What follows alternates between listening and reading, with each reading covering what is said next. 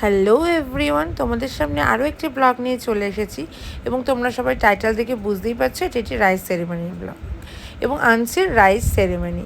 তো যে জায়গাটাতে অনুষ্ঠানটা হয়েছিল ভীষণই সুন্দর ডেকোরেটেড এবং দেখতেই পাচ্ছ গোপাল ভাঁড়ের কার্টুনটা ভীষণই সুন্দর আঁকা এবং ডেকোরেশনটাও ভীষণ সুন্দর হয়েছিল। এবং যদি জানতে চাও কার রাইস সেরিমনি, দেখতে পাচ্ছ যাকে, সে আমার অফিসের কালিগ, মানে বললে ভুল হবে, সে আমার থেকে বয়সে যথেষ্ট বড় এবং আমি তাকে ভীষণ ভালোবাসি এবং ততটাই রেসপেক্ট করি, কারণ সে মানুষটি রেসপেক্টের মতোই। তো আমার ভীষণ কাছের একটা মানুষের নাতনির অন্নপ্রাশন, তো যেতেই হতো, চাকদায় হয়েছিল। তো রানাঘাট থেকে আমি আমার সময় মতো করে একাই গেছিলাম, কারণ আমার মেয়ে ডিউটি করে মেয়েকে সামলে তারপর যেতে হয়েছিল। এটি হচ্ছে কেক কাটিংয়ের ডেকোরেশনের জায়গাটা এবং এটি হচ্ছে সিংহাসনটা।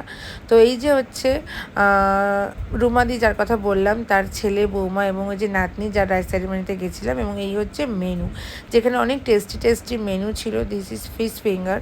তো সব কটা খাবারই খুব ভালো ছিল এবং ওই মানুষটার নাতনির অন্নপ্রাশন বলেই আমি হয়তো রানাঘাট থেকেও গেছিলাম মেয়েকে রেখে, কেননা আমার হাজব্যান্ড ওই সময় ছিল না, ঘুরতে গেছিলো। তো মেয়েকে রেখে যেতে সত্যি খুব খারাপ লাগছিলো, কিন্তু ওই মানুষটাকে আমি এতটাই ভালোবাসি আর ওই মানুষটা আমাকে এতটাই ভালোবাসে যে সেখানে না গেলেও সেই মানুষটা খুবই দুঃখ পেত। তো ভীষণ খুশি হয়েছে এবং ওখানে গিয়ে ভালোও লাগছে, কারণ অন্যান্য কলিগদের সাথে দেখা হয়েছিল। তো সব কিছু সেরে তাড়াতাড়ি বাড়ি চলে এসেছিলাম।